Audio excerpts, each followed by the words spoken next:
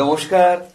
Channel vision নিবেদিত এবং ঝুমা মুখার্জি পরিচালিত এক ভিন্ন স্বাদের অনুষ্ঠান বঙ্গ ট্যালেন্টে আপনাদের সকলকে সুস্বাগতম।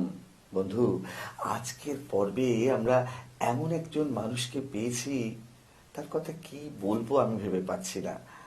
তার মুখ থেকে শুনবো অনেক কথা, যদিও তার নাম হচ্ছে করবী মুখোপাধ্যায়। তাহলে চলুন চট করে আগে ওনার সাথে আলাপটা করে নিই, তারপর তো কথা, গল্প আর ওনার উপস্থাপনার মধ্যে দিয়ে আমাদের অনুষ্ঠানকে এগিয়ে নিয়ে যাব। দিদি, আপনাকে বঙ্গ ট্যালেন্টে সুস্বাগতম। নমস্কার, আমি করবী মুখোপাধ্যায়। একদম। আপনাকে পেয়ে সত্যি ভীষণই আপ্লুত, কারণ আপনাকে পেয়েছি মানে না, এখনই সিক্রেটটা বলা যাবে না। আমরা উপস্থাপনায় যাব। তার আগে একটা ছোট্ট প্রশ্ন, আপনি কোথায় থাকেন? আমি থাকি সুভাষগ্রাম হরিণালীতে, বেশ, নেতাজি সুভাষচন্দ্রের বাড়ি। একদম একদম একদম। দিদি, আপনি তো আমাদের বঙ্গ ট্যালেন্টের মঞ্চে প্রথম এলেন। আমাদের দর্শক বন্ধুদের সাথে আপনার একটু পরিচয় হয়ে যাওয়াটা ভালো। তাই আপনার সম্পর্কে যদি দু এক কথা আমাদের দর্শক বন্ধুদের বলতেন। নমস্কার জানাই চ্যানেল ভিশনের প্রতিষ্ঠাতা, তারা আমাকে যে সুযোগ দিয়েছেন আজকে আমার কিছু কথা বলার জন্য। আমি আসলে শিক্ষার্থী হিসেবে রসায়নের ছাত্রী এবং প্রাণ রসায়নের ছাত্রী, এবং পরবর্তীকালে আমি গবেষণা করি বোস ইনস্টিটিউট এবং আইআইসিবিতে থ্যালাসেমিয়া এবং প্রোটিন কেমিস্ট্রি নিয়ে। তারপরে আমি দক্ষিণ পূর্ব রেলওয়ে শিক্ষকতা পেশায় আসি। আসলে শিক্ষকতা পেশায় গিয়ে আমি আসলে শিক্ষার্থী হয়ে গেছিলাম, একদম। আমি শিক্ষক হইনি। তাই আমি 31 বছর দক্ষিণ পূর্ব রেলওয়েতে 15 বছর শিক্ষকতা করেছি, আর 16 বছর প্রিন্সিপাল হিসেবে আমাদের সাউথ ইস্টার্ন রেলের বিভিন্ন জোনে আমি কাজ করেছি, এবং অত্যন্ত দক্ষতার সঙ্গে সম্মানের সঙ্গে আমি 2021 সালে অবসর গ্রহণ করেছি। আমার এই যে লেখা, আমার যে কবিতা লেখার শুরু, সবাই প্রশ্ন করেন যে কেমিস্ট্রির লোক, হাতে থাকবে টেস্ট টিউব, একদম মাইক্রোস্কোপ, হ্যাঁ, তার হাতে কেন কলম আর কবিতা? আসলে সেখানেও আমি আজকের আমার সকল ছাত্রছাত্রীদের কাছে আমার কৃতজ্ঞতা প্রকাশ করি, কারণ তাদের পড়াতে গিয়ে আমি মূলত জোর দিয়েছিলাম যারা পেছনের বেঞ্চিতে বসেন। আমি পেছনের বেঞ্চি থেকে তাদেরকে সামনের বেঞ্চিতে আনবো, এটাই ছিল আমার মিশন। সেই কারণে আমি, আপনারা জানেন কেমিস্ট্রি মানে পিরিয়ডিক টেবিল, পর্যায় সারণী। একদম। এই পর্যায় সারণীটা আমি 11-12 পড়াতাম। তো একবার ক্লাস 7-এ ক্লাস নিতে গিয়েছিলাম, গিয়ে দেখলাম আমি পড়ালাম কিন্তু সবাই ঠিক পর্যায় সারণীতে ঢুকতে পারলো না। তখন আমি শুরু করলাম কবিতা লেখা, অর্থাৎ কবিতার রসায়ন দিয়ে রসায়নের যাত্রা আমার সেদিনই শুরু হয়েছে। দারুণ দারুণ, অসাধারণ। আর এই কাজ এছাড়া আমি পরিবেশ, থ্যালাসেমিয়া অ্যাওয়ারনেস, যেহেতু আমি রেলওয়ে মানে একটা বৃহৎ পরিবার, সর্বভারতীয় সমস্ত ভাষার মানুষের ছাত্রছাত্রী এবং শিক্ষক সহকর্মী, তাদের সঙ্গে মিলতে পেরেছি। তাই জন্য আমার গবেষণার বিষয় ছিল থ্যালাসেমিয়া। তাই আমি রেলওয়েতে থ্যালাসেমিয়া অ্যাওয়ারনেসের জন্য প্রোগ্রাম করেছি। আমি পরিবেশের জন্য এই যে degradable plastics and non degradable, আপনারা জানেন আমি সাঁতরাগাছি ইংলিশ মিডিয়াম রেলওয়ে কাজ করেছি, আর বৃষ্টি মানেই ওটা পুরো ওয়াটার লকড হয়ে যাওয়া এবং ট্রেন সমস্ত বিকল হয়ে যাওয়া। তখন আমি কলোনিতে ছাত্রছাত্রীদের নিয়ে আমি অভিযান চালাই এবং রেলওয়েকে বাধ্য করি প্রত্যেক কলোনিতে 2 ধরনের ডাম্প দেওয়ার জন্য। একটা ডিগ্রেডেবল, এখন আপনারা কর্পোরেশন থেকে পান, এটা আমি 2007-8 করেছিলাম। আচ্ছা। এবং আমি খুব লড়াই করেই বলতে পারেন, আমি আমার স্কুলে স্বাভাবিক ছাত্রদের সঙ্গে কিছু স্পেশালি এবল চাইল্ডকে, অনেক পেরেন্টসের সঙ্গে লড়াই করেছি, কিন্তু অফিসাররা সবসময় অ্যালাউ করেছেন, এবং তাদেরকে আমি সুন্দরভাবে শিখিয়ে আমি তাদেরকে আইসিএসসি বোর্ডে ইংলিশ মিডিয়াম, তারা ফার্স্ট জেনারেশন লার্নার, তারা কিন্তু ফার্স্ট ডিভিশনে পাশ করে আজকে প্রতিষ্ঠিত হয়েছে। আমার শুধু এতটুকুই কৃতিত্ব, মানে ওদেরকে আমি করতে পেরেছি। সেই কারণে আমি 2008-এ আমি নেলসন ম্যান্ডেলা তার একটি অর্গানাইজেশন সুইডেন থেকে আমি global diploma in child rights আচ্ছা। এই ইউনেস্কো অ্যাওয়ার্ডটা পেয়েছি। এছাড়া রেলওয়ে থেকে অজস্র অ্যাওয়ার্ড পেয়েছি। এই অ্যাওয়ার্ডগুলো আমার কাছে কিছু না, আমার ওই যে 3জন স্পেশাল ছাত্রছাত্রীদেরকে আমি দাঁড় করাতে পেরেছি। ডাক্তার ইঞ্জিনিয়ার যারা হয় সেটা হয়েছে ওদের ক্রেডিটে, একদম। কিন্তু আমি যদি পেছনের বেঞ্চের ছাত্ররা যারা সবসময় একটু অবমানিত হয়ে থাকে, অবনমিত হয়ে থাকে, যারা ঠিক। কমিউনিকেশনটা করতে পারে না ঠিক মতো করে, তাদের জন্য আমার পুরো চাকরি জীবনটা আর আমার এই কবিতা চয়নগুলো তাদের জন্য। একদম একদম দিদি, সত্যি মানে অনেক কিছু জানলাম, মানে অনেক কিছু বুঝলাম, ও কত কিছু করা যায়, করা উচিত, আমরা হয়তো সবাই পেরে উঠি না। দিদি, এবারে একটু উপস্থাপনায় যাই। হ্যাঁ। হ্যাঁ, কি শোনাবেন বলুন। আসলে আজকে আমার কবিতার নৈবেদ্য আহা। সাজিয়েছি শতবর্ষী কবি বা দ্বিশতবর্ষী কবিদের প্রতি শ্রদ্ধার্ঘ্য জানাবার জন্য, তাই এই নিবেদনের নাম আরাধনা।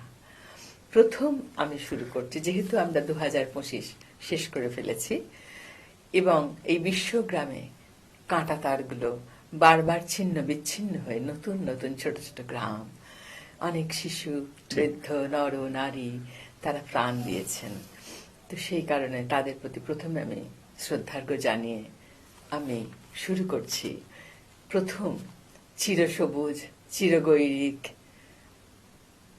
কবি, গদ্যকার, গায়ক, সুগায়ক স্বামী বিবেকানন্দ, যিনি ভারতকে বিশ্বের মাঝে চিনিয়েছিলেন, তার কবিতা দিয়ে আহা। আজ আমি শুরু করছি। আমার কবিতা নাম বিবেকানন্দের লেখা বীরবাণী, সখার প্রতি। বাহ। কবিতাটা অনেক বড়, আমি কিছু অংশ বলবো সংক্ষেপিত। সংক্ষেপে। বেশ, শুরু করুন। সখার প্রতি, 1905 সালে লেখা। আধারে আলোক অনুভব, দুঃখে সুখ, রোগে স্বাস্থ্যবান, প্রাণ সাক্ষী শিশুর ক্রন্দন, হেথা সুখ ইচ্ছা মতিমান। দ্বন্দ্ব যুদ্ধ চলে অনিবার, পিতা পুত্রে নাহি দেয় স্থান, স্বার্থ স্বার্থ সদাই রব, হেথা কোথা শাস্তির আকার, সাক্ষাৎ নরক স্বর্গময়। কি ব্যাপারে ছাড়িতে সংসার, যত দূর যাও বুদ্ধিরাতে করি আহরণ, এই সেই সংসার জলধি, দুঃখ সুখ করে আবর্তন। পক্ষহীন শোন বিহঙ্গম, এ যে নয় পথ পালাবার, বারংবার পাইছ আঘাত, কেন করো বৃথায় উদ্যম। ছাড়ো বিদ্যা, জপ, যজ্ঞ, বল, স্বার্থহীন প্রেম যে সম্বল। দেখো শিক্ষা দেয় পতঙ্গম, অগ্নি শিক্ষা করি আলিঙ্গন, রূপমুগ্ধ অন্ধকিটা গম, ও প্রেম মত্ত তোমার হৃদয়। হে প্রেমিক, স্বার্থ মলিনতা অগ্নিকুণ্ডে করো বিসর্জন। ভিক্ষুকের কি বা বলো সুখ, কৃপা পাত্র হয়ে কি বা ফল। দাও আর ফিরে নাহি চাও, থাকে যদি হৃদয় সম্বল। অনন্তের তুমি অধিকারী, প্রেম সিন্ধু হৃদে বিদ্যমান। দাও দাও, যে বা ফিরে চায়, সিন্ধু বিন্দু হয়ে যান। ব্রহ্ম থেকে কীট পরমাণু, সর্বভূতে সেই প্রেমময়। মন প্রাণ শরীর করো অর্পণ, করো সকে এ সবার পায়। বহুরূপে সম্মুখে তোমার, ছাড়ি কোথা খুঁজিছ ঈশ্বর। জীবে প্রেম করে যেই জন, সেই জন সেবিছে ঈশ্বর। আহা, মানে শুরুতেই অমৃতের স্বাদ, অসাধারণ। মানে কবিতার কথা তো কিছু বলার নেই, সেই দৃষ্টটাও নেই। আপনার কণ্ঠে অসাধারণ লাগলো দিদি, দারুণ। মানে এই একটা কবিতাই আরো অনেক অনেক কবিতা শোনার, আবৃত্তি শোনার মানে খিদে বাড়িয়ে দিল। আমরা পরের নিবেদনে যাই। হ্যাঁ, কি শোনাবেন বলুন। আমি আরেকজন দ্বিশতবর্ষী নবজাগরণের অগ্রদূত, কবি এবং শিক্ষক হেনরি লুই ভিভিয়ান ডিরোজিওর প্রতি শ্রদ্ধার্ঘ্য জানাবো। তাঁরই কবিতায় দ্য টম্ব আহা, ভাবানুবাদ করেছে কবি অনর্ঘ্য মুখোপাধ্যায়, যে একই সঙ্গে সুরকার, গীতিকার, লেখক। তবে আমি এই প্রসঙ্গে একটা কথা বলে রাখি, মানে দর্শক বন্ধু বোধহয় জানেন না, দর্শক বন্ধুরা, অনর্ঘ্য কিন্তু আমাদের করবিদেরই সুসন্তান একদম। তবে আপনারাও মানে অনর্ঘ্যরও উপস্থাপনা আমরা অন্য কোনো পর্বে অবশ্যই দেখব। আজকে শুধু দিদি পরের নিবেদন শুরু করুন। হ্যাঁ, কবিতার নাম অন্তিম ভিটেমাটির পদাবলী। ধুলোর চাদরে ঢাকা পাতাল ঘরের গায় নিষ্প্রাণ শিলালিপি দিচ্ছে জানান, এ ঘরে যাদের বাস তারা সব বেদুইন, নিষ্কাম নির্বাণে নেই পিছু টান।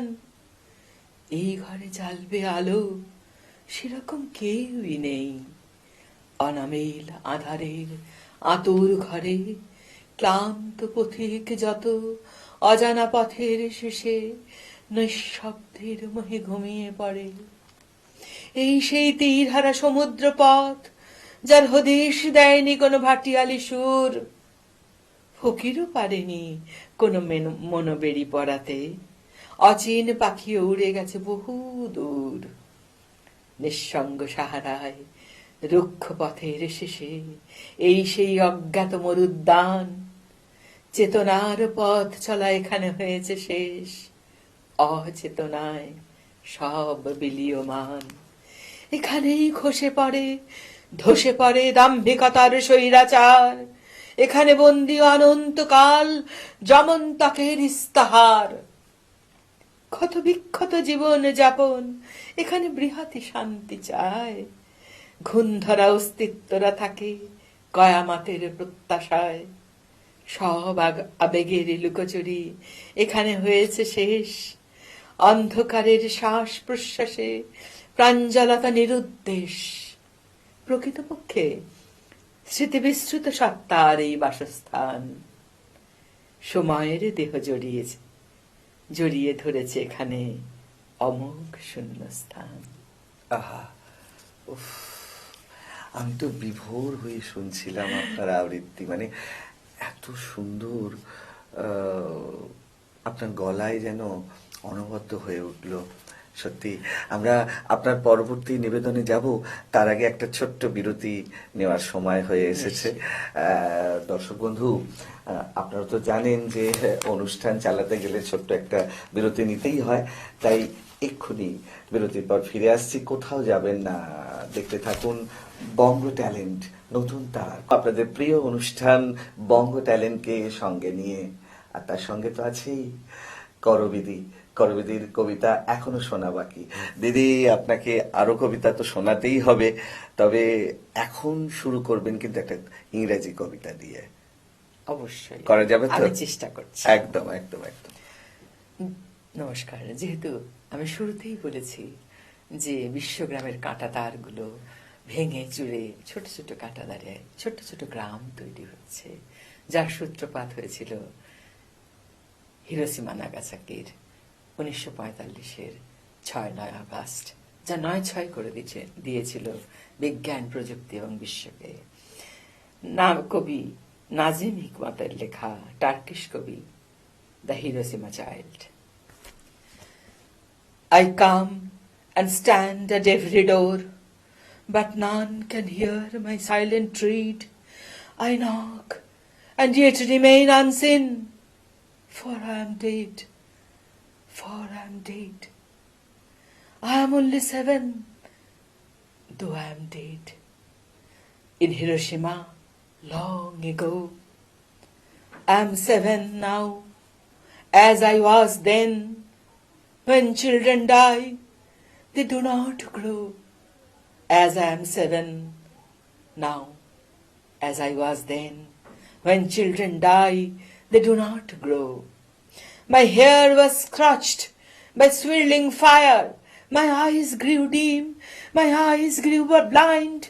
Death came, turned my bones into dust that was scattered by the wind.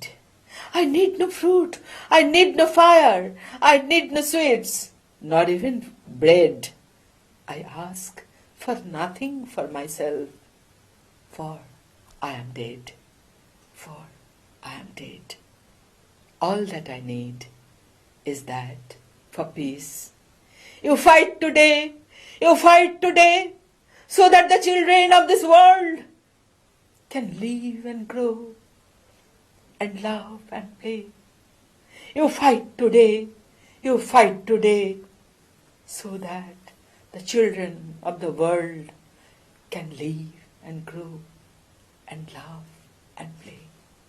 Namaskar. কি বলবো, সত্যি মানে কোন গভীরতায় চলে যাওয়া যায় না এগুলো ভাবলে। সেই পরিস্থিতি, সেই মুহূর্ত, সেই সিচুয়েশন, মানে কিছু বলার নেই, মানে অশ্রু সজল চোখ ছাড়া, একদম আর কিচ্ছু বলার নেই। বিদীর্ণ হৃদয় আর অশ্রু সজল চোখে চোখ। সেই সকল শিশুদের বিজ্ঞানের প্রযুক্তি যাদের মুহূর্তে ডাস্ট বানিয়ে দিয়েছে। মানুষ কতটা অসহায়। আমরা অসহায়, একদম। পরিবেশটা একটু অন্যরকম হয়ে গেল। হ্যাঁ, এবারে আমরা অন্য উপস্থাপনায় যাই। হ্যাঁ। কি শোনাবেন দিদি? আমি আরেক তরুণ কবি, ঊনবিংশ শতাব্দীর বা বিংশ শতাব্দীর শুরুতেই, যিনি শতবর্ষী কবি, 2026 তার শতবর্ষ পূর্ণ হচ্ছে, কবি, তরুণ কবি সুকান্ত ভট্টাচার্যের অভিবাদন। হে সাথী, আজকে স্বপ্নের দিন গোনা, ব্যর্থ নয়তো বিপুল সম্ভাবনা, দিকে দিকে উদযাপন করছে লগ্ন, পৃথিবী সূর্য তপস্যাতেই মগ্ন। আজকে সামনে নিরুচ্চারিত প্রশ্ন, মনের কোমল ঘিরে কবষ্ণ, ক্রমশ পুষ্ট মিলিত উন্মাদনা, ক্রমশ সফল স্বপ্নের দিন গোনা। স্বপ্নের বীজ বপন করেছি সদ্য, বিদ্যুৎ বেগে ফসল সংঘবদ্ধ। হে সাথী, ফসলে শুনেছ প্রাণের গান, দুরন্ত হাওয়া ছড়ায় ঐক্যতান। বন্ধু, আজকে দোদুল্যমান পৃথ্বী, আমরা গঠন করব নতুন ভিত্তি, তারই সূত্রপাতকে করেছি সাধন। হে সাথী, আজকে জানাই রক্তিম অভিবাদন। আহা, দারুণ। মানে আমি জানি না আজকের অনুষ্ঠানটা কি করে এত সুন্দর হয়ে উঠছে। আমার মনে হয় এত সুন্দর সুন্দর কবিতা আর আপনার কণ্ঠশৈলী দিয়েই আমাদের অনুষ্ঠান এগিয়ে চলছে। সত্যি অসাধারণ। মানে আরো আরো অনেক শুনতে ইচ্ছা করছে, যদিও আমরা অনুষ্ঠানের শেষের দিকে এগিয়ে চলেছি। তো দিদি, এর পরের নিবেদন কি হবে? আমার ইচ্ছা ছিল সুকান্তের একটা কবিতা বলা। হ্যাঁ, বলুন। কবিতা চট্টগ্রাম, 1943। ক্ষুধার্ত বাতাসে শুনি এখানে নিভৃত এক নাম, চট্টগ্রাম, বীর চট্টগ্রাম। বিক্ষত বিধ্বস্ত দেহে অদ্ভুত নিস্তব্ধ সহিষ্ণুতা আমাদের স্নায়ুতে স্নায়ুতে বিদ্যুৎ প্রবাহ আনে, আনে আজ চেতনার দিন। চট্টগ্রাম, বীর চট্টগ্রাম। এখনো নিস্তব্ধ তুমি, তাই আজ পাশবিকতার দুঃসহ মহড়া চলে, তাই আজ শত্রুরা সাহসী। জানি আমি তোমার হৃদয়ে অজস্র উদার্য আছে, জানি আছে সুস্থ শালীনতা, জানি তুমি আঘাতে আঘাতে এখনো স্তিমিত নও, জানি তুমি এখনো উদ্দাম। হে চট্টগ্রাম, তাই আজ মনে পড়ে রক্তাক্ত তোমাকে, সহস্র কাজের ফাঁকে শার্দুলের ঘুম, অরণ্যের স্বপ্ন, চোখে দাঁতে নখে প্রতিজ্ঞা কঠোর। হে অভুক্ত ক্ষুধার্ত সাপদ, তোমার উদ্যত থাবা, সঙ্গবদ্ধ প্রতিটি নখর এখনো হয়নি নিরাপদ। দিগন্তে দিগন্তে তাই ধ্বনিত গর্জন, তুমি যাও শোনিতের স্বাদ, যে স্বাদ জেনেছে স্তালিন গ্রাদ, তোমার সংকল্প স্রোতে ভেঙে ভেসে গেছে লোহার গরাদ, এ তোমার নিশ্চিত বিশ্বাস, তোমার প্রতিজ্ঞা, তাই আমার প্রতিজ্ঞা চট্টগ্রাম, আমার হৃৎপিণ্ডে আজ তারি লাল স্বাক্ষর দিলাম। জানুয়ারি মাস 2026-এ সূর্য সেনকে স্মরণ করে এই কবিতাটা সুকান্ত ভট্টাচার্য লিখেছিলেন। আহা, উফ, দারুণ। মানে কবিতার মধ্যে দিয়ে আমরা কিরকম এক সময় থেকে আরেক সময় পাড়ি দিতে পারি, তাই না? হ্যাঁ, একদম। এবং সেই আবেগটা এত মানে তরতাজা হয়ে ওঠে, এবং সেটা আপনার কণ্ঠের দৌলতেই কবিতাগুলো জীবন্ত হয়ে উঠছে। দিদি, আমরা কিন্তু সময়ের একদম শেষ প্রান্তে উপনীত হয়েছি। আচ্ছা। তো আজকের অনুষ্ঠানের শেষ নিবেদন কি হবে? রবীন্দ্রনাথ ছাড়া তো শেষ হয় না। আহা, তিনি তো এশিয়া মহাদেশে, উপমহাদেশের প্রথম নোবেল জয়ী কবি। ওহো, বিশ্বকবি রবীন্দ্রনাথের এক বটবৃক্ষের মতো সমস্ত সাহিত্য জগৎকে আগলে রেখেছিলেন। তার প্রতি আমার শ্রদ্ধার্ঘ নিবেদন করছি। এই কবিতাটা গীতাঞ্জলির 12 নম্বর কবিতা। কবিতার নাম অনেক কালের যাত্রা আমার। কবি রবীন্দ্রনাথ ঠাকুর। অনেক কালের যাত্রা আমার, অনেক দূরের পথে প্রথম বাহির হয়েছিলেন, প্রথম আলোর রথে, গ্রহে তারায় মেকে মেকে, পথের চিহ্ন এলে মেকে, কত যে লোক লোকান্তরে, অরণ্যে পর্বতে, সবার চেয়ে কাছে আসা, সবার চেয়ে দূর, বড় কঠিন সাধনা, যার বড় সহজ সুর। পরের দ্বারে ফিরে শেষে আসে পথিক, ফিরে নিজের আপন দেশে, বাহির ভুবন ঘুরে মেলে অন্তরের ঠাকুর। অনেক কালের যাত্রা আমার, অনেক দূরের পথে প্রথম বাহির হয়েছিলেন, প্রথম আলোর রথে। আলোর রথ তো উনিই আমাদের দেখিয়েছেন, তার প্রতি শ্রদ্ধা নিবেদন করলাম। উফ, দিদি, অসাধারণ উপস্থাপনা। মানে কি বলবো, আমি স্পিচলেস। আপনাকে অসংখ্য ধন্যবাদ যে আজকে আমাদের স্টুডিওতে আসার জন্য, এবং এত সুন্দর সুন্দর কবিতা আপনার কণ্ঠে, কণ্ঠশৈলীর মাধ্যমে আমাদেরকে উপহার দেওয়ার জন্য। এখন সময় বিদায় নেওয়ার পালা। সত্যি দর্শক বন্ধু, আপনারা কিন্তু আমার সাথে একমত হবেন, আজকে করবিদিকে পেয়ে আমাদের অনুষ্ঠান কবিতায় কবিতায় কি বলবো একদম অন্য রকম একটা মাত্রা নিল। সময় একদম শেষ, বিদায় নেওয়ার পালা। বিদায় নেওয়ার আগে সেই গুরুত্বপূর্ণ কথাটা আবারও বলে যাই, আপনারাও যদি আমাদের এই অনুষ্ঠানে অংশগ্রহণ করতে চান তাহলে দেরি কেন, আপনাদের একটা পারফরমেন্সের ভিডিও আমাদেরকে হোয়াটসঅ্যাপ করে দিন। আর সেই ভিডিও যদি আমাদের ভালো লাগে তাহলে আপনারাও চলে আসতে পারবেন আমাদের এই অনুষ্ঠানে অংশগ্রহণ করতে। আমাদের হোয়াটসঅ্যাপ নাম্বার 9804272808। তাহলে দর্শক বন্ধু, আজকের মতো বিদায়। আবারও দেখা হবে আগামীকাল ঠিক এই সময়ে। ততক্ষণ পর্যন্ত বিদায় বন্ধু। কৃতজ্ঞতা জানাই চ্যানেল ভিশনকে আমাকে এই সুযোগ করে দেওয়ার জন্য।